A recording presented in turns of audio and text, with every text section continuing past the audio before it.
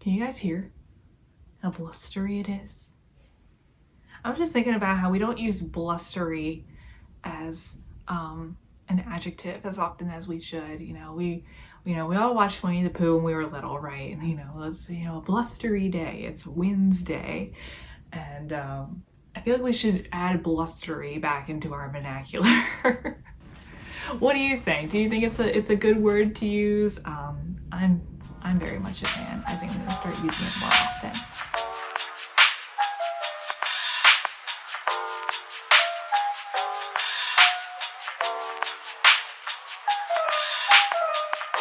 Hello, and welcome to episode 20 of the Cozy Moth Knits podcast. My name is Caitlin, and this is a podcast dedicated to all my knitting. And that's about it. If you're interested in just hearing about knitting, here you are. You found the right place. I do plan on talking about things other than knitting in today's episode, though, if you will allow me. But yeah, I've been doing this podcast for a little over a year at this point. And here we are, 20 episodes in. Here we are. We're 30 seconds into the video, so time to talk about the weather and where I'm from. So I'm coming to you from a very windy, very blustery Delaware. You might hear the wind gust from time to time and the rain hitting the windows. It's a perfect way to end October with such spooky weather. I'm driving home and the leaves are flying off the trees, and it's magical. I love this fall. I think we lost power for a second. Or the lights flickered or something. It definitely just happened. Anyway, just talking about how magical it is, and then the lights just flicker. But anyway, I do love this time of the year where it's, a dark and stormy night kind of feeling. Good way to end October. But yeah, it's stormy, rainy, blustery here in Delaware. And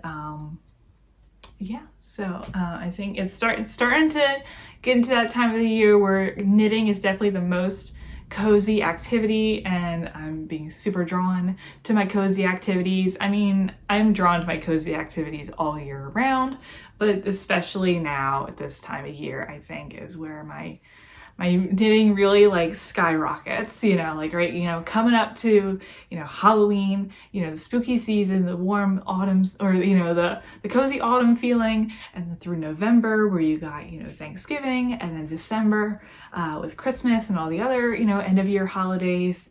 And this is my favorite time of the year. From October to December is my favorite time of the year. Is this your favorite time of the year too? What's your favorite time of the year? Let me know in the comments below. And while you're scrolling down to go, post your comment, go ahead and click that subscribe button. I post these podcast videos once a month, and I'm trying to sprinkle in other supplemental videos. I've been doing some project vlogs and talking about other things. I keep saying that I always have plans to do different types of videos, and then the week gets away from me and the month gets away from me, but I'm gonna get there one day. But anyways, yeah, hit that subscribe button if you would like to see more of me and more of what I put out. And also if you go to my channel and scroll up to the top right, I believe it is, there's also links for my Ravelry and Instagram if you want to go give me a follow on both those platforms. Many of my followers will tell you that I am very active on Instagram, not so much in posting, but I'm always on there. I'm always scrolling, always getting information. I like to respond to DMs if you're friendly enough. If I'm being honest, but yeah, give me a follow over there. Reach out to me if you like. Maybe we'll chit chat.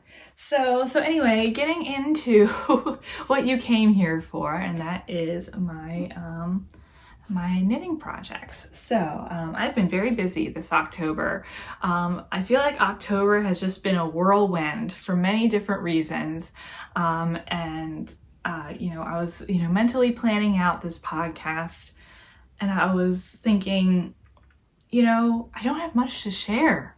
this month, you know, kind of like, you know, September was. I don't have much to share, but I was wrong. I was very wrong. I actually have a lot to share with you guys, and that's very surprising to me.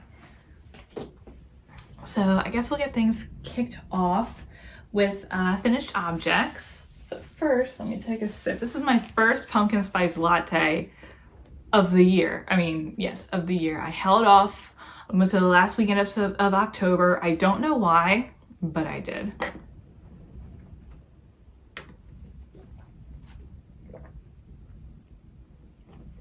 Are you guys pumpkin spice people? Oh no, lie. This is my second pumpkin spice, or my second pumpkin drink. And I actually got a pumpkin drink when I was in Los Angeles with my friend, well, Anaheim, I should say, with my friend Kelsey out there. And I will talk to you a little bit more about my California trip at the end of the video if you would like to hear about it. So I'm gonna put that right there. All right, so let's get into some finished objects. The first finished object I would like to talk about is actually hanging up over here just out of frame. And this is an object that I made an entire video about. And this is my Most Cozy cardigan. Oh, I am obsessed with this cardigan. It's not very, you can't really see it very well. I decided to wear my, I made this sweater last year. This is the party sweater, or no, the party top. I can't remember the name of the knitwear designer, but I'll put it here. I made this for Halloween last year, and I like finished it just after Halloween, so I didn't really get to wear it. So today at work, we all wore Halloween themed things. All my coworkers all had like matching shirts because they have been working there longer than I have. So I wore my homemade Halloween sweater, and this is made with Bumblebee Acres. It's a discontinued color. They didn't bring it back this year. I believe it was called Harvest Moon or something. Harvest Sky, Harvest something. But I will put the link to that video in the cards where I talk more about this sweater. It was quite an ordeal, but it was super fun to make. I'm happy with the result. I think it's very pretty, and it looks a lot more appealing in person. The video doesn't really capture it very well. But anyway, so I chose not to wear my Most Cozy cardigan for this video, but here it is. Again, I have a whole video dedicated to this cardigan. Again, I'll put it up in the cards for you to watch. I made this cardigan using the Bellish app, and Bellish is a company that I have worked with in the past and will be working with more in the future. It is an app for iOS, meaning like Apple products, where you can design your own knitting pattern, and it's all on your phone, so it's all digital, but it's like a nice digital. It's not like a PDF like that you open up on your phone. The interface is very nice, very easy to read. Excuse me, coffee burps. It's fantastic. I'm obsessed with it. I'm already thinking of a bunch of projects that I can make with the Bellish app. And I'm constantly thinking about it. Constantly, all day, every day. But that coffee's really like got me going today. So anyway, yes, this is just a basic drop sleeve cardigan. I made it oversized, in just like a cream color. I picked a cream because I knew it was something that I could wear all year round. And if you look at like my outfit inspiration on my Pinterest, which I'm not advertising my Pinterest on here, but for those of you who have seen my Pinterest, like my ideal outwear, or my ideal wardrobe is all neutrals. Neutrals with a couple, blues and greens. But yeah, all neutrals. So this is something that will get a lot of wear. I've already worn it so much. I'm obsessed with it. And I made this using Knit Picks. I can't remember the name of the wool. I have so much of it left over. Oh. It's Knit Picks Wool of the Andes in their colorway that is Oyster Heather. So yeah, and if you want to see more of this, see better, I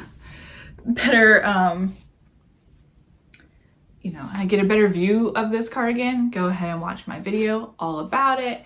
It's just a cozy, knit with me video. It's not instructional or anything. It's just like, watch me knit, and you can also knit along with me, and just a cozy vibe kind of video. Go give it a watch and tell me what you think. But yep, this is my most cozy cardigan. That is a little name that I gave myself.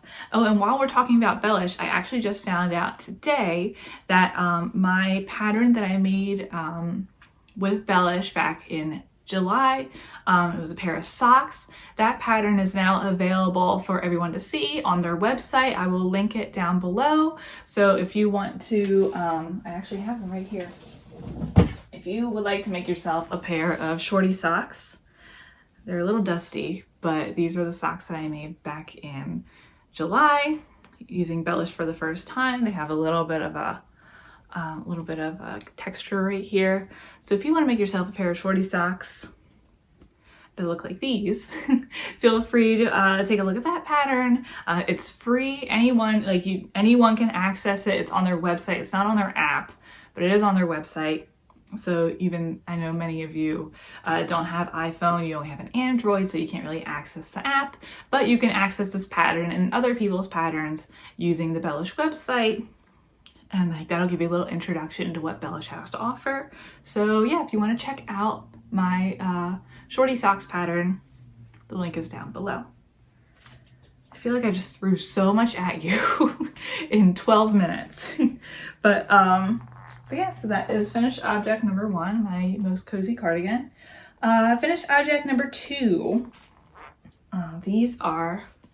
This is a project that I worked on while I was on vacation. I went to Southern California with my husband on vacation earlier this month, and it was such a lovely time. And a habit that I've been trying to get into when I go on vacations is to bring a knitting project and to focus on that project and have the project completed by the time vacation is over.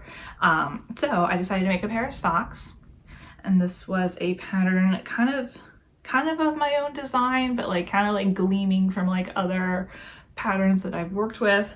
But I made a pair of socks, and I used the Patton's Croy sock yarn in the colorway Mid-Century Stripes, and I discovered this pattern by watching Sierra of Tink and Bobble. She made a pair of socks using this colorway as well, and I became obsessed. So I messaged her and I was like, girl, give me the details. I need to know where I can get this yarn. I was obsessed with it. So I finally knit a pair of socks using that yarn, and they kind of matches the sweater just a little bit. Not really, but this is a pastel version of the sweater. But yeah, so, and for the pattern, I just did a waffle stitch, which you can find on Ravelry. I wanted to add a little bit of texture, add a little bit of interest to the socks. But yeah, just a waffle stitch throughout the sock, and then a slip stitch heel. For the cuff, heel, and toe, this was just a green yarn that I had in my stash that was just enough to make the heel, cuff, and toe.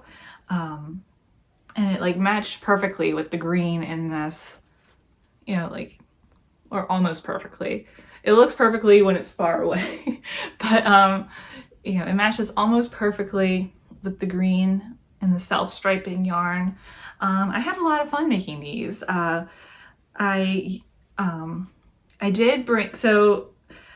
knitted most of these socks while on planes because I've mentioned before that I am not a fan of flying. I love traveling. Once I get to the destination, I love being there and exploring and whatever, but getting there is not a fun time for me. I have major plane anxiety.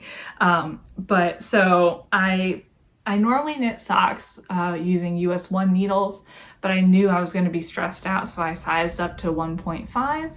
And you can definitely tell that, or I can definitely tell that these are definitely thicker than what I'm normally used to when it comes to knitting socks, or wider, I should say. So the leg is wide. It was a 64 stitches across the leg, but then so once I got to the foot, I like a tight foot, so I decreased. So it was, how many was it? It was then 60 stitches around instead of 64. And I feel like that worked out really well. I have worn these already. I didn't really block them since, I don't know why, but like I've already worn them a couple times I've worn them a couple times in my house. I've worn them in my big boots, or my tall boots, I should say. They're super cozy socks. I had fun making them. The one thing though about this yarn is that it was a lot tougher than I expected to work with. You can definitely tell the difference, like in the cuff. This yarn is a merino silk blend, and the patterns, and I believe the merino silk is superwash, but the patterns, because I ordered 2 balls worth. So this feels softer than this. I don't know. It's 75% wool, 25% nylon. But yeah, for some reason, like it was very scratchy. It's very rough. It's pretty stiff. So yeah, I wasn't expecting it. I'm not used to that when most of the yarn that I use to knit socks, it's hand dyed. It's, most of the time. It's hand dyed. It's usually an 80-20 wool and nylon blend. But yeah, this was like strangely tough to knit with, and yeah, it was interesting. They're very woolly, they're very warm. It's definitely warm, but it's just something that I wasn't expecting, something that I wasn't really a fan of. I don't think I would buy Patton's Croy yarn again unless there's like a beautiful colorway like this that I'm obsessed with. But yeah, I wasn't too thrilled. No offense, Pattons, but I was it wasn't what I was expecting. But colorway is beautiful. I love the colorway. I feel like it matched my trip very well, and a lot of you agreed too. I put up on Instagram if I should knit socks using the Patton's Croy or another sock yarn that I had in my stash. But yeah, I'm happy that I picked this one. I feel like it fit the vibe very well. I was in San Diego and Joshua Tree National Park. Or the town of Joshua Tree outside of the national park. So that Southern California deserty vibes, I feel like it matched well. And these socks represent that very well. What else do I have? So you can definitely tell. So like I use the colors to gauge like where to, start and stop and decrease and whatever. But you can tell that I knit one foot of the sock while on the plane and another foot while in an Airbnb, because this foot is definitely shorter than this one because I knit this one tighter. But like on the feet, like you don't notice it, but you can see it. Like you can see like there's a size difference, like just slightly. But yeah, you can feel the difference. Like this is definitely tighter because I was definitely more stressed out.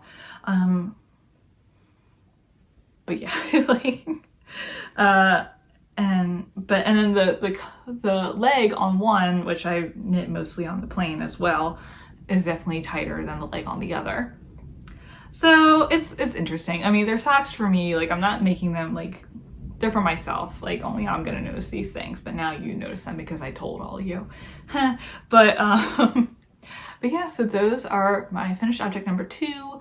I'm gonna get a lot of wear out of them this fall and winter. I can already tell they're gonna be nice, cozy socks. And I don't really have a name for them. They're just, thanks, Blue. I don't really have a name for them. They're just my, 2021 vacation socks. So that's them. Yay. All right, my last finished object is a Christmas present.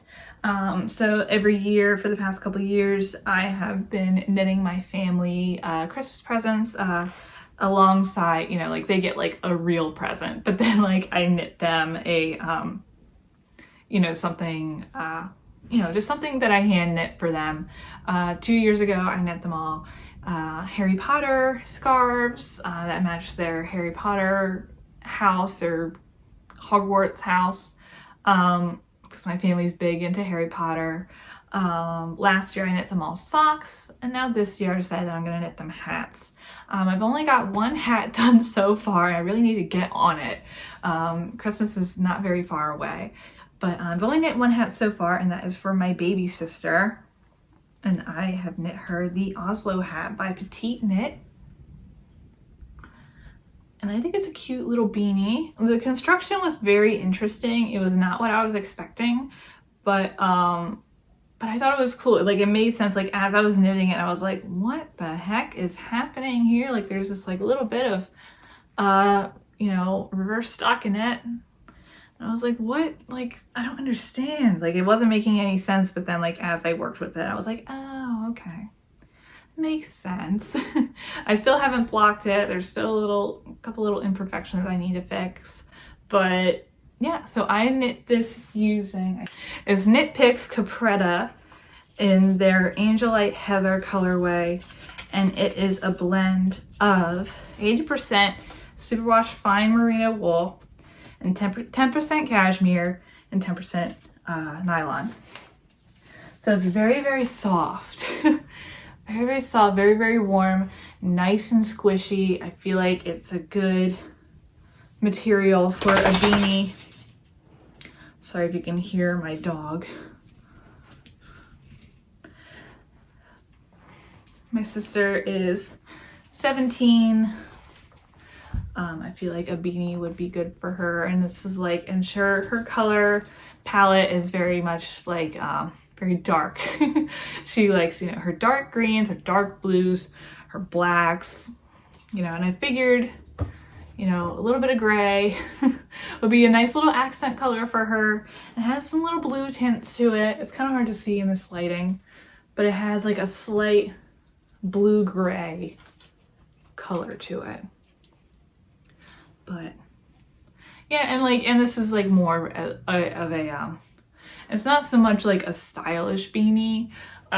It's more of a, like it's actually cold outside and I want something to actually warm my head. So that's what kind of beanie this is.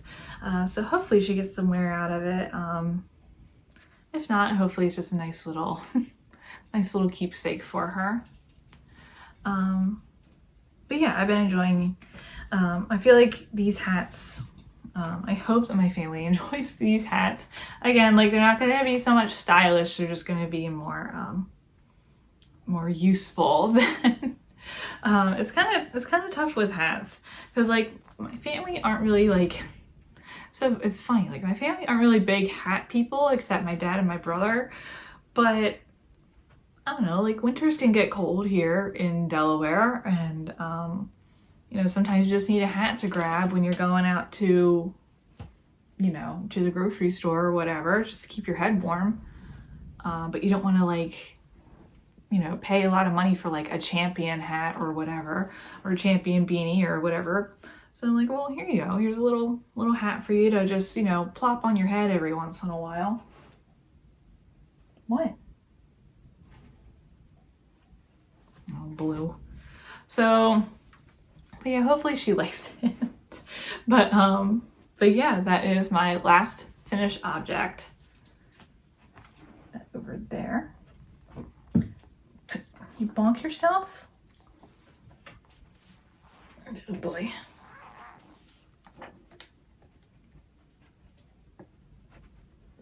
Is this what you want?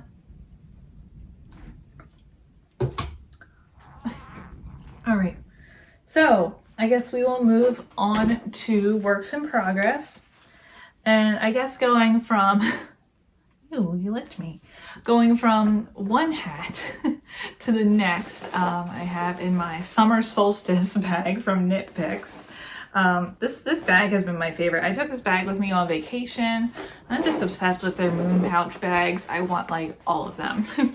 But so yeah, anyway, going from one hat to the next, I am working on my other sister's hat, and this is the correct label. I'm also knitting her a Oslo hat by Petite Knit, but it's in a different wool, and I'm knitting this using Knit Picks Alpaca Cloud in the Mosley colorway, and that blend is 100% superfine alpaca. I think like my goal was to like give everyone in my family like a different type of hat with different type of fibers. I think my brother and my dad share the same fiber. I think. Yeah, my dad and my brother just have, merino and silk blend. But, my sister has cashmere, or my one sister has cashmere, my other sister is alpaca, and then my mom is going to be wool and mohair held together. But, so this is, again, the Oslo hat by Petite Knit. I decided to make it one size larger because my sister has a big head of hair, beautiful head of hair, and I didn't want it to squish her head and squish the curls on her head, but instead, keep her head warm, but also not ruin her hair. So, but yeah, I haven't gotten very far on it, but my goal is to have it done by next week. I'm trying to give myself 10 days for each hat. I feel like that is plenty of time to make a hat, but I kind of like am kicking myself for doing like the 2 strands of fingering held double. Hopefully that wasn't a stupid thing on my part, because then I also have, this gloss fingering for both my dad and my brother. And despite many of you warning me, I'm doing the Musselburgh hat in the fingering weight. I think that's what I'm gonna do, or I'm gonna hold it double. I don't remember what I'm gonna do with it. But anyway, so but yeah, 10 days for each hat. I feel like that should get me, I should be good. I have 2 months. So yeah, I mean, I don't have much else to say about this except that it's, I feel like I've been, you'll see in the more things that I've shown you, I've been drawn to this very light tan, like oat color. I don't know what it is about this color, but it seems very warm and cozy to me. And but yeah, my sister is also very, she's all about the aesthetics, and I feel like she would appreciate a hat being this color. It can match with a lot of things. Yeah, I feel like this color would work well with her palette. So that's work in progress number 1. Again, I'm sorry, I don't have much else to share on that. It's the same hat that I literally just showed you, just in a different fiber. I like working with alpaca, but it sheds like a lot. There's a lot of little fluffs on it. It was actually funny. Last night I was talking to my coworkers, and at my new job, or my second job, and they don't know, or some of them know that I knit, others don't, but I was wearing one of my first Cozy Classic raglan, my dark orange one, and they were like, "Oh, your sweater's so pretty," and I was like, "Oh, thanks, I actually made it," and was telling them about how I knit, and they're like, "Oh, well, that's awesome."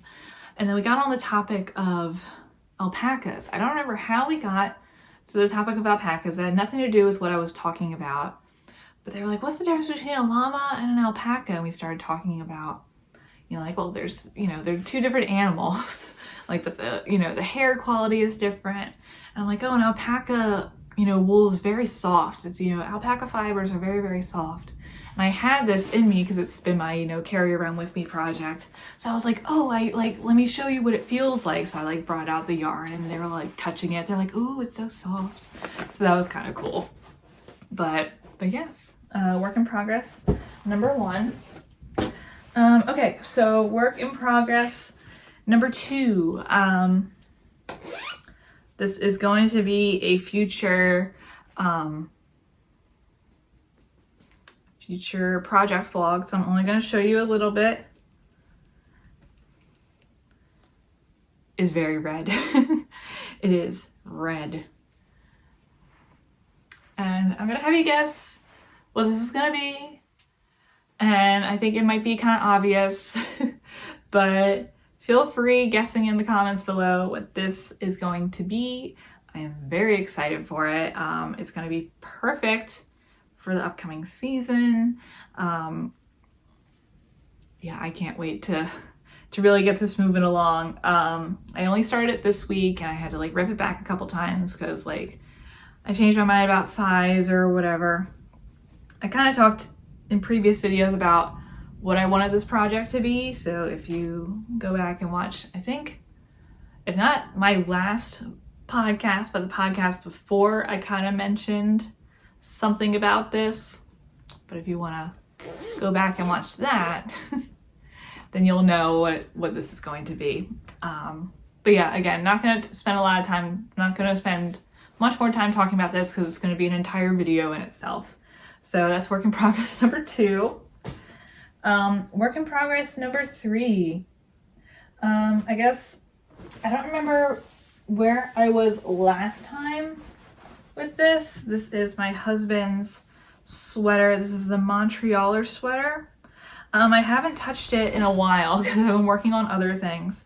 But I think last time I didn't have the sleeves, but now the sleeves are here. The sleeves. But yeah, it's coming along. It's all bunched up. I added the little, I still have to fold over this little trim on the pocket and finish that off to make it look nice. And then I have to add the hood. And I'm just dreading the hood. I don't know why. The hood is just really scaring me. So I'm trying to, and I've like reread the instructions so many times and I'm not comprehending it. So I need to just like do it again. I don't know if I'm gonna do the string through the hood because I feel like it's just gonna get lost. So it might just be a hood without a drawstring, but we'll see. But yeah, I've, got this on the needles in January of this year. And my goal, I think I want to have it done by Thanksgiving so that he can wear it on Thanksgiving along with another sweater I'm going to show you in a little bit. But yeah, I mean, it's a good construction. The instructions on the sweater are very detailed. I think the pattern writer does a good job. His name's escaping me at the moment, but it would have been across the screen by now. But yeah, so I don't really have much to say other than I finished the sleeves. There's not much else to talk about. I feel like I've talked ad nauseum about this sweater. I'm at that point where like I want it to be done, but I don't want to work on it. It's not because I don't love my husband. I just feel like I've been working. There's been so many other things I want to work on and have done by the end of the year. And this is just like another thing. I should have just finished it a long time ago, but now I'm kicking myself in the butt for it. But once it's done, I'll be very happy when it's done. So that is the Montrealer. Look at all these ends. It's like a jellyfish or a Portuguese man-o-war. It's just like, ooh. You know what I learned? That Portuguese man-o-wars are 2 separate animals. Like the jelly on top is one animal and the danglies at the bottom are a completely separate animal. They just like merged together. Isn't that strange? I'm 27 years old and I just learned this. I have to fact check myself, I think. I feel like that's what I read. I feel like that's correct. I heard it on a podcast about jellyfish and they talked about man-o-wars. Anyway, so my last finished object or work in progress that I had for you is in my little basket. And it is the Seasons sweater by Ozetta. And in my last video, I talked about how I wanted to make the town sweater. But after looking at it like over and over again. I decided that I don't think the town sweater is going to be conducive to my body type. It's a beautiful sweater, but I just don't think it's going to look good on me. So I decided to do a different Ozetta sweater because I do love her patterns. I think they're beautiful. I'm going for the Seasons sweater. And I've been wanting to do a all over brioche or fisherman's rib cardigan anyway, or sweater anyway. I'm like, you know, this is my excuse to do it. So here it is. I just split for the sleeves. So now I just have the sleeves and the body to do. I literally just split for the sleeves yesterday. So now it's just a little top. I'm obsessed with it already. I love this fold over neck. It is so squishy.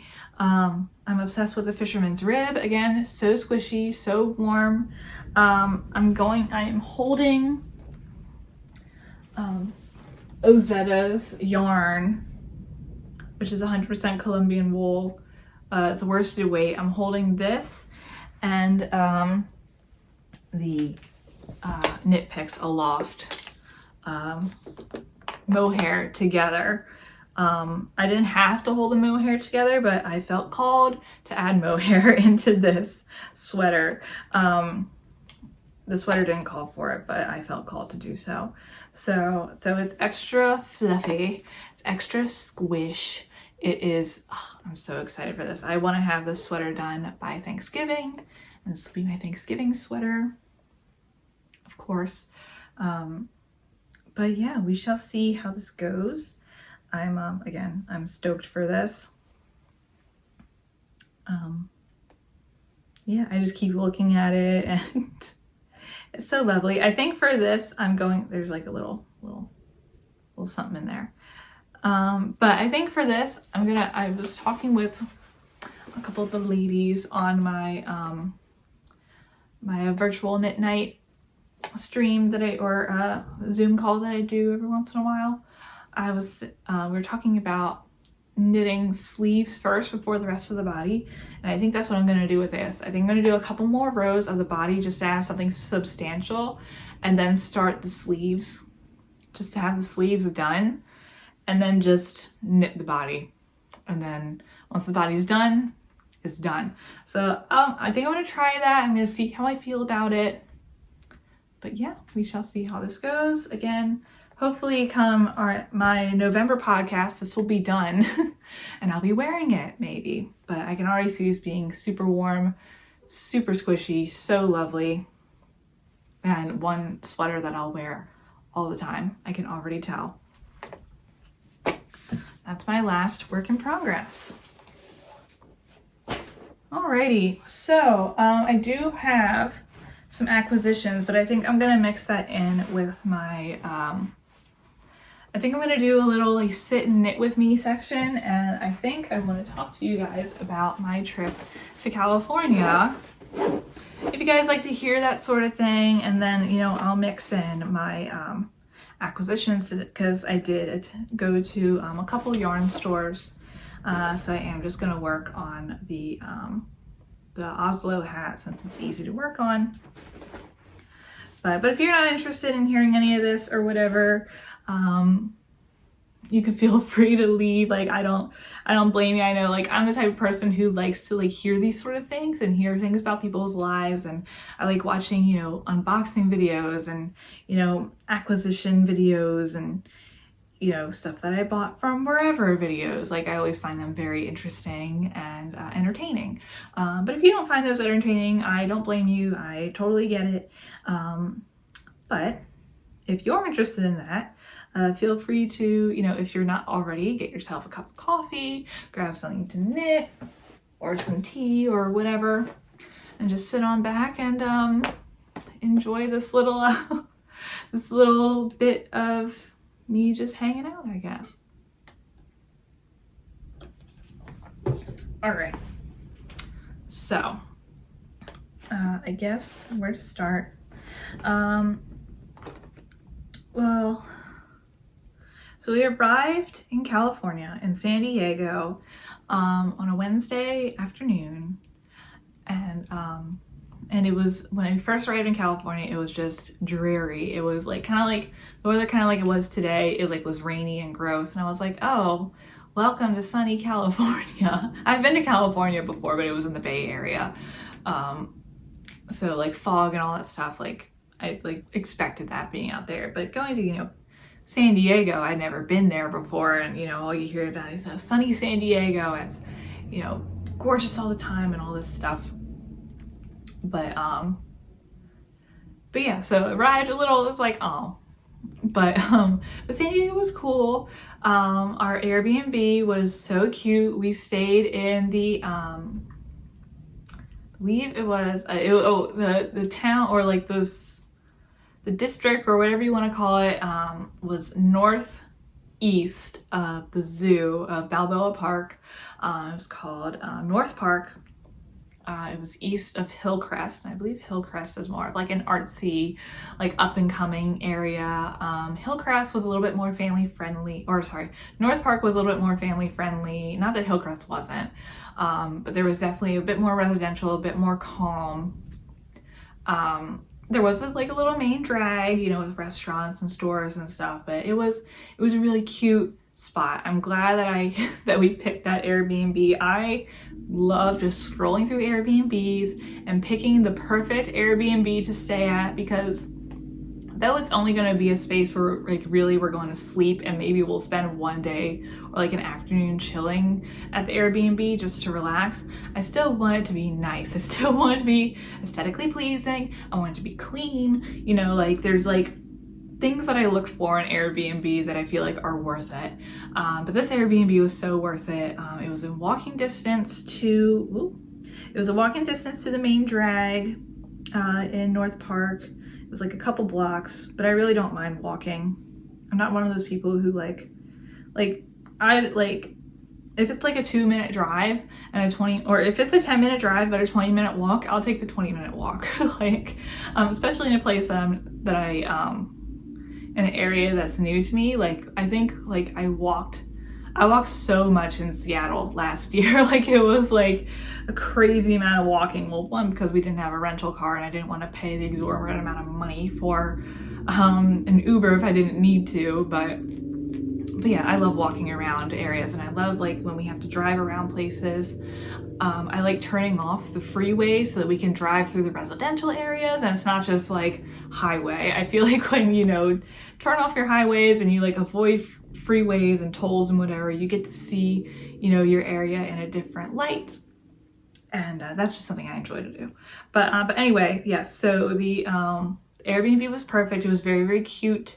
I loved it. Very clean. I'm one of those people who like I pay attention to cleanliness, and like if I'm at like a hotel or even an Airbnb and like I will wear my socks constantly. Like, I'm not one to just walk around barefoot anywhere. Like, it like skeeves me out.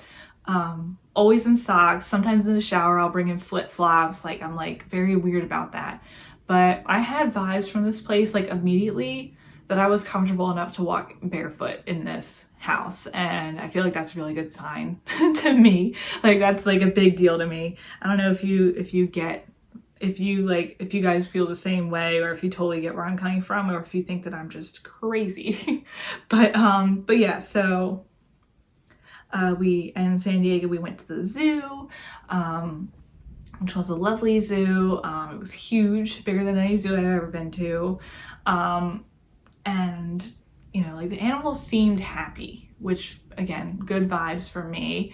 You know, the animals seemed happy, they seemed cared for, they seemed, you know, they seemed happy in where they were. Because sometimes you go to zoos and like the animals look very sad and then you feel guilty. But then you go there and you see like, okay, the money's going somewhere. It's definitely worth the $60 a person.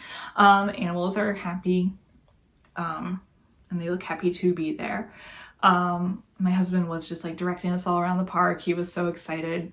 He hadn't been to the zoo since he was little. He grew up in California. He like spent most of his like elementary school years, maybe a little bit of middle school, I think, in California, but he was in Fresno, but they traveled all over California. So yeah, we did the zoo, we did a lot of eating, had a lot of tacos. Was obsessed, became super obsessed with Mexican food out there. Out here, the Mexican food is just like, you know, it's like Taco Bell, you know, but the Mexican food out there was fantastic. You know, we did all different parts of San Diego. We went to La Jolla and Pacific Beach, and, you know, we went to Sunset Cliffs and watched the sunset our last night there. Our last night there, we watched the sunset. The night before, my husband took me on like a really like cute date at a really nice restaurant near the SS Midway. It was like right next to it. It was really cool. Such a fun little space. And then from, you know, my date for my husband, I took him to a little barcade, which was really cool, but that's like something that we don't do. Like, we're not bar people, but I figured this was something that he would be interested in because he loves, you know, old school video games and stuff like that. So I got to watch him play, you know, the NHL game and, you know, Mortal Kombat or Street Fighter, whichever one it was. We did like the basketball, you know, like there was all kinds of stuff there. Everyone was super friendly. San Diego was just so friendly, and so was Joshua Tree. Like, some places you go to, like, I think of Seattle. Not that Seattle was mean. They weren't mean. A lot of people just kept to themselves. But I also went during COVID. But I don't know. But like, it was just like a completely different vibe up in Seattle. But I used Seattle because that was the last place I went before San Diego. But everyone in San Diego was just so nice. They like wanted to know about you. They wanted to talk to you. They wanted to like get to know you. Like, everyone was so cool, so friendly. But our last night there, when I took my husband after we did the Sunset Cliffs and we went to the barcade, we stopped and got gelato as like a cute little end to the night. And we're just sitting there eating our gelato, and there's a homeless man just like a little further away. This guy caught my eye. He had a dog, which, you know, like there's so many dogs. I love dogs. So whenever I see a dog, I'm always pointing out the dogs, but this one had a dog. And I was like, oh, so cute. But then, and he was like, the dog was all snuggled up next to him. It was a little chilly that night. But then I took a closer look and this guy was crocheting. And I looked at my husband, like, he's crocheting. And he was like, oh. And I was like, maybe I should ask him what he's making. Cause he looked like a younger guy. And I was like, I should ask him what he's making.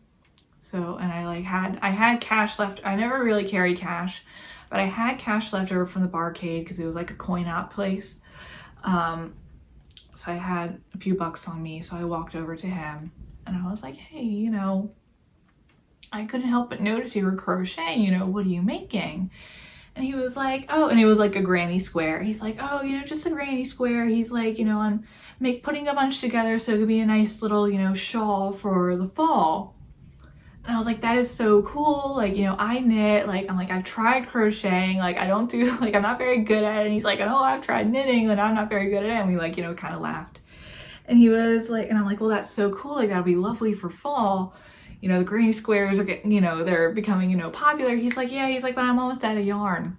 It was like a little, like a ball of like acrylic yarn from like Michael's or something. And I was like, oh, well, I have some money for you. Hopefully you can buy more yarn so you can finish your shawl. And, but yeah, so that was like, I'm not really one to like share that sort of stuff, but like, I don't know, I felt really compelled to help this man and like to see like a fellow maker, you know, and, it just kind of like, I don't know, like I felt good after it. I'm not trying to like, you know, look at this good thing that I did, but like that's really not something that I normally do. I like just walking up to people and handing them money, I feel like that's demoralizing to them sometimes. But yeah, so I felt good about that, and I, you know, to see a fellow maker, and yeah, it's like I hope he's able to finish his shawl. But yes, that was our last day in San Diego. Sorry if the angle was a little different. I had to answer a phone call. But yeah, so that was our last day in San Diego. Oh, while in the middle of that, while in San Diego, I visited a little yarn shop, and it was called like Apricot Yarn Supply or something like that, apricot something. And it was a cute little store. It was near Liberty Park or Liberty Plaza, Liberty something. It was South San Diego, I think. I'm not very good with directions. So I went in and got myself some yarn out there. Cutest little shop. The aesthetics were gorgeous. I loved it. It was just so, I loved it. Yeah, if you're ever in San Diego, you should visit this place. It's really, really cute. But I picked up some yarn because I like to obviously pick up yarn in new places. So the first yarn that I got was Less Traveled Yarn. And this is a 75-25 merino nylon in their colorway, let's see, Jade. And this is hand dyed in Phoenix, Arizona. Just a beautiful, beautiful light green. I've been so drawn to green this year. I don't know why, but I've just been super drawn to it. And there's little flecks of blue. I feel like this would make a beautiful pair of socks. I saw a tweet that was like, I think it was like, your 20s is just, you know, trying to figure out what your favorite shade of green is or something like that. I'll have to find it and post it here. But that really spoke to me. And I don't know, Jade just really spoke to me out this trip. And because my husband and I were visiting, I don't know why, but we were just drawn to like crystal shops while we were out there, just like look at crystals. We picked up a couple of crystals because not for any like reason, we just think crystals are interesting. And I bought myself a jade ring, and I was like, you know what, I gotta get myself, you know, some jade yarn. I just thought it was very pretty, and I can't wait to make a pair of socks out of these. Haven't picked what pattern to use yet, but I'll figure it out one of these days. So that's the first bit of yarn that I got. I also got some other yarn. So one is a worsted weight and one is a mohair. They're both Madeline Tosh, and they're this beautiful like dusty or dusty, I don't know, like this like a gray blue situation. The blue is 100% superwash merino wool in the colorway. Is there a colorway? It says one of a kind. I don't think that's the name of the color. But anyway, yeah, it's this blue, and I just undid this cane by accident. And then this gray, blue, purplish mohair called, this is called Moonstone. So I guess this is called One of a Kind. So this is One of a Kind, and this is Moonstone. And together, I want to make another Chesley toque. I've already made one Chesley toque. I'll show you. I know it's in here. Oh. I already made one in this brown color, which I'm obsessed with. And I went to make another one in blue.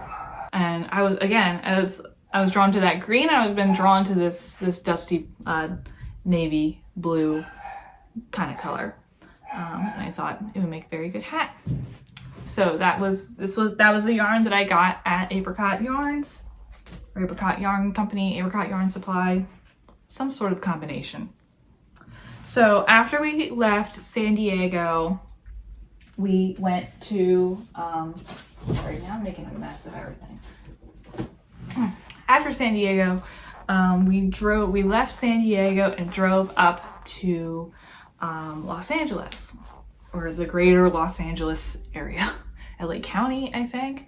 Orange County. Orange County, LA County, some sort of, I don't know. I'm not good with directions. We drove up there and I met one of my first ever knitting friends that I've made here in the community, and you've heard me talk about her all the time, and that is Kelsey of Knitting Nakabi. I've met her in person at her local yarn shop, and it was just such an amazing time that I got to spend with her, you know, get to talk with her in person, you know, just have that connection there at her, you know, yarn shop amongst other people, and we were knitting together, and like it was so great. And like I feel really bad because I was nervous to be meeting, you know, an internet friend in person. So like I'm a very quiet person in general, especially when meeting new people, and she's very extroverted and which is great, and super friendly, and you know, amazing bubbly person, and I was just very, you know, reserved, and like I was just nervous, and like I was afraid that I would like upset her because I wasn't like matching her energy. That's not on her, that's on me. I want to make that clear. That's on me. I should, in hindsight, I should have been more relaxed, but I wasn't. But it was such a lovely time spent with her. Her yarn store was the Knitting Tree in starts with an I. I'll put it here, but and I'll link them down below. But while I was there, we did some knitting together. We both picked out some yarn, and I got two different skeins. I got California Fiber Company in the colorway I Think It's Gonna Rain, and it's just a sock, another blue, another dark dusty blue. Is 75/25 superwash merino wool, but yeah, very super beautiful blue color. I try to find yarns that are local to the area that I'm in.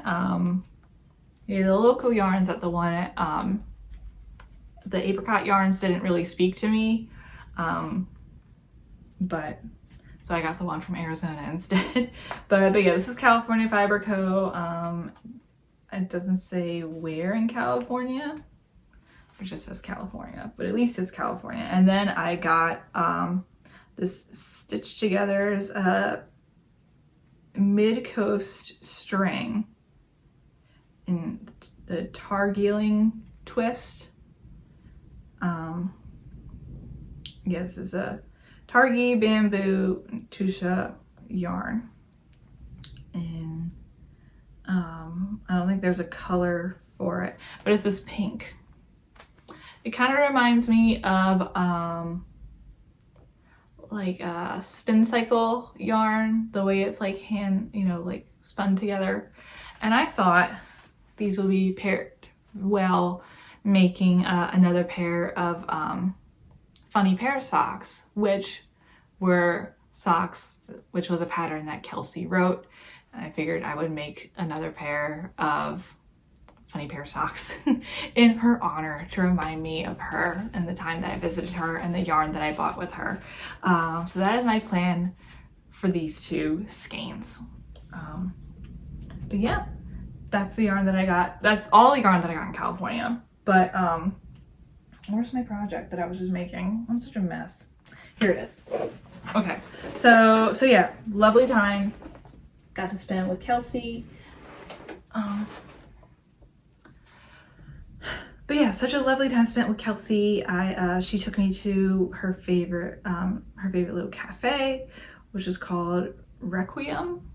Yes, and that was a super, super cool spot. Very, I say lovingly, very nerdy. An awesome spot in Anaheim. I would definitely go there again. But there was when I had my first pumpkin drink of the season, and it was again another like iced. No, it was a hot pumpkin latte. Very good latte. So then we, at around 4 o'clock, my husband met up with us, and because he had spent the day in like Venice Beach or something. I don't know why he chose Venice Beach, but he did. So he met up with us in Anaheim, and then Phil and I drove up to Joshua Tree, and I was trying to beat the sunset. I was super nervous about driving into the desert because I didn't know what the light situation was going to be. I didn't know, because like I noticed when I was in San Diego, there weren't a whole lot of street lights. It was very dark, which kind of made me a little nervous driving at night in an unfamiliar area. Not because I was scared of what was out there, but it is, you know, you're driving a car and like you don't want to like people to walk out in front of you or an animal or whatever. Like I want to be able to see, you know, when I'm driving, and that's what made me nervous, not because I was in a city. But anyway, so we're driving and we're trying to beat the sunset, and we're driving through Palm Springs, and we're driving through the giant wind turbines, and I can see the sun going down behind the mountains, which were just gorgeous. They were just beautiful. And I was like, oh no, like we're not gonna make it. It's gonna be dark. I'm like, oh geez, I hope that, you know, where we're going has, you know, plenty of light. And we're driving down, I think it's 61, the road, I believe it's 61 or 62. And I was just like, oh, we're not gonna make it. I'm like, but at least there's a little bit of light. I'm like, it's gonna be okay, like it'll be fine. We'll get there in time. You know, the GPS says, you know, only 5 miles away, like it should be good. And following the GPS, it says turn left. And we turn left onto dirt road, or crushed or patted down sand. I was like, oh crap. Oh no. like where are we going? There's like no road signs. I'm like looking at my GPS, hoping that I don't lose signal. I'm like, where are we going? Like we're in the middle of nowhere. It is pitch dark. I'm waiting for like a jackal or like or like what are those cryptids, the jackalope or like a skinwalker to like run across in front of me. Like what is happening? I can't see. I'm like having a panic attack. It's telling us to turn off one way, but I turn off a little too early, and it's just like, you know, little cactuses like just in front of me, and I'm trying not to like stop the car because I'm driving a little sedan, like a Nissan like Maxima. And you know, growing up, you know, like if you ever like drove through like wet grass or sand or like at the beach or whatever, like you don't stop, because if you stop you're gonna get stuck. So in my head I'm like I have to keep moving, and like I can't slow down. But if you slow down, the way that it was patted down, it's very bumpy. So if you slow down, the bumpiness gets worse. So you have to drive quickly so that bumpiness evens out. It's very weird. Like I don't know how to describe it, but so I had to keep going. And we finally eventually pull up to our Airbnb, and it's dark, and I have to walk around to the back and like get the key from the lockbox, and I'm terrified. And again, like I'm waiting for like, you know, a big old spider or a scorpion or something to come out and bite me, or like a coyote or something or a javelina, like all these animals. I'm worried about the animals. But we eventually get in. It's the Airbnb that was advertised, you know, like it was fine, but it was really unnerving because like it was the darkest and the quietest I've ever like atmosphere I've ever been in. And because like I could hear other people, like other neighbors around, but I couldn't see anything. Like I could hear noise, like I could hear people talking, I could hear like something of like music, but like someone's having a party or something, because it was a Sunday night, but I couldn't see anything. So I was a little unnerving. I didn't sleep very well that night. I was super nervous. And I was just like, maybe this wasn't a good idea. Maybe we should go home. I was very tired. I was like, maybe we should just go home. Like, maybe this wasn't a good idea. So the next morning we drive to Palm Springs. And Palm Springs was a little interesting little town. Again, everyone's super friendly. Everyone wanted to know your business, like in a good way. They want to know where you're from, what we were doing, what our plans were out here. Have you ever been out here before? Oh, it's so cool. You know, like everyone's super nice, super friendly. We start driving back because it was about halfway through the day, and the wind starts picking up, and we start seeing, you know, like the wind turbines are going, and we see signs like, you know, be careful of, you know, wind gusts and stuff like that. The wind's picking up. I can see in the distance, you know, the dust building up, It's really, really windy. And I'm like, well, I want to get back to the Airbnb in case things get worse. And they did get worse. We had a really bad dust storm blow through, and the visibility was 0. So like we had just got to the Airbnb, we got in, and I looked out the window, and like that morning I could see 360 mountains all around us. But then we got back up, we can't see anything. It's just dirt, it's just dust. It was really unnerving, and the wind gusts are really, really bad. I got a notification there was wind gusts up to like 70 miles an hour. It was crazy, and the bed was up against like a wall that like faced the back, or like of an outside wall. So I leaned back against it, and whenever there was a gust of wind, I could feel the wall like move. I felt like we were gonna blow away. We just turned on the TV, tried to watch some hockey, try to like distract ourselves. I was so nervous. But my husband was super sweet about it. And again, it was just like 2 days of just like stress.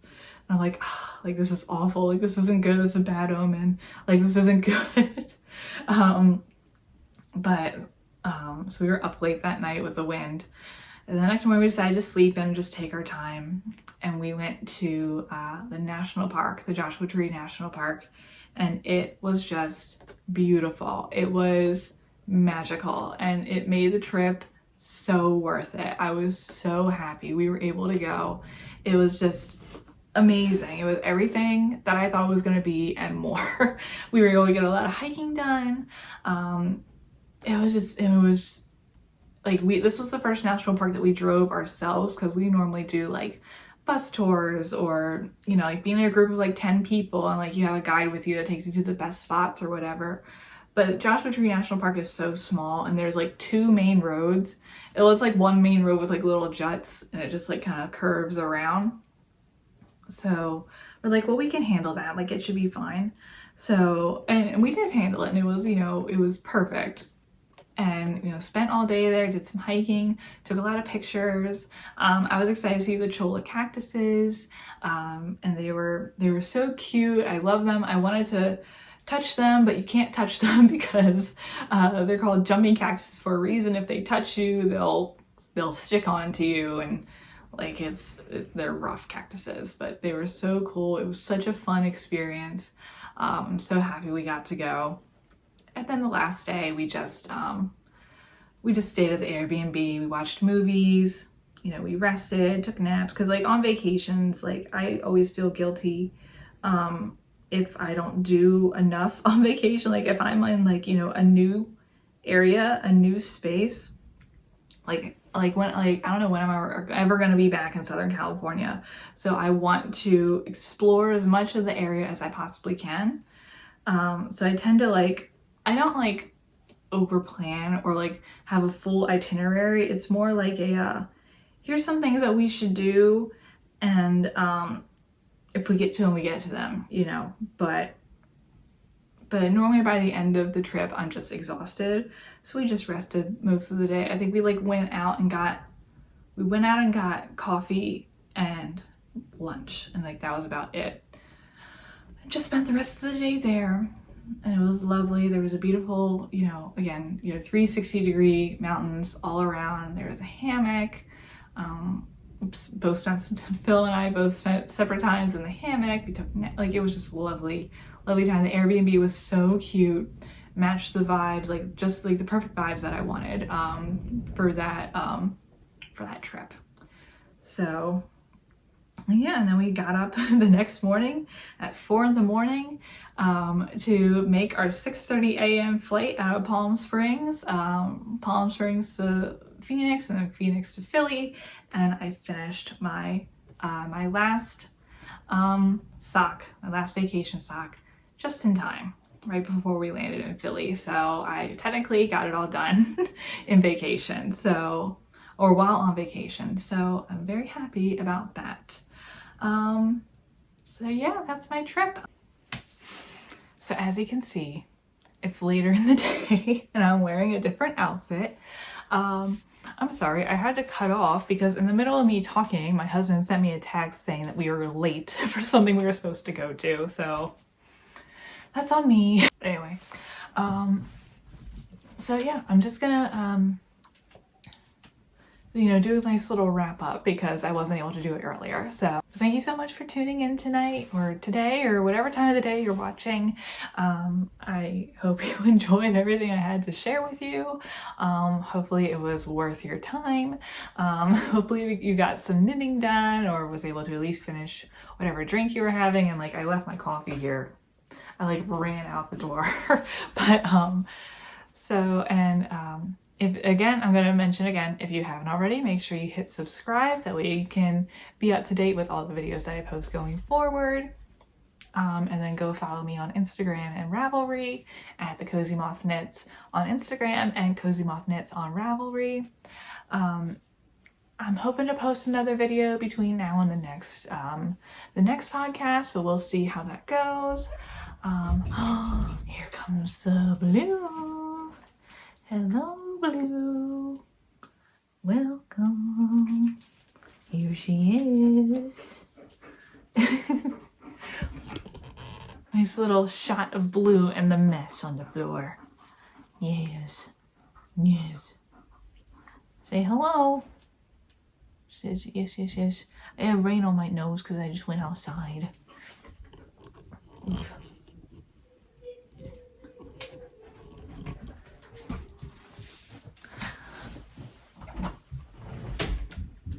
All right, so with all that being said, thank you for letting me stop by and visit with you today. I enjoy these times that we get to spend together, even though it's only virtually.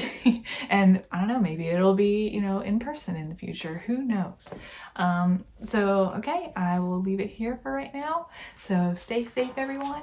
Keep knitting, and I will see you all later.